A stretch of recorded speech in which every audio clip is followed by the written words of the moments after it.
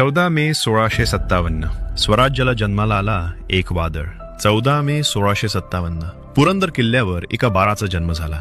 पण कुणालाच माहिती नव्हतं हेच बाळ पुढे औरंगजेबाच्या संपूर्ण साम्राज्याला हादरवणार आहे. रात्र शांत होती. पुरंदर किल्ल्यावर मशाली पेटल्या होत्या आणि राजमाता सईबाईंच्या कुशीत जन्म झाला छत्रपती संभाजी महाराज यांचा. पण नियतीनं त्यांना लहानपणापासूनच कठीण आयुष्य दिलं.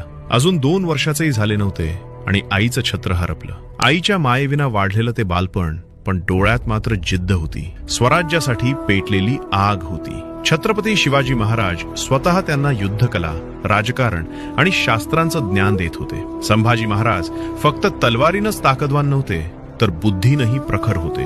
लहान वयातच त्यांनी संस्कृत, फारसी आणि अनेक भाषांवर प्रभुत्व मिळवलं. पण पुढचा प्रसंग आणखी कठीण होता. वयाच्या अवघ्या 9व्या वर्षी त्यांना मुघल दरबारात जावं लागलं. शत्रूंच्या गर्दीत उभा असलेला तो छोटासा मराठा राजकुमार, पण चेहऱ्यावर भीती नव्हती, कारण रक्तातच स्वराज्य वाहत होतं. आणि पुढे याच संभाजी महाराजांनी औरंगजेबाला तब्बल 9 वर्ष महाराष्ट्रात रोखून ठेवलं. औरंगजेबाकडे प्रचंड सैन्य होतं, सत्ता होती, क्रूरता होती. पण संभाजी महाराजांकडे होतं स्वाभिमान, धर्मनिष्ठा आणि स्वराज्यावर जीवापाड प्रेम. मृत्यू समोर उभा असतानाही त्यांनी आपल्या स्वाभिमानाशी आणि स्वराज्याशी कधीच तडजोड केली नाही. शरीरावर अमानुष अत्याचार झाले, पण त्यांचा आत्मा कधीच झुकला नाही. 14 मे 1657 ला जन्मलेलं ते बाळ पुढे मराठ्यांच्या इतिहासातील सर्वात निर्भीड अध्याय बनलं. म्हणूनच इतिहासाच्या प्रत्येक पानावर आजही ठामपणे लिहिलं जातं, जिथे स्वाभिमान कधीच झुकला नाही,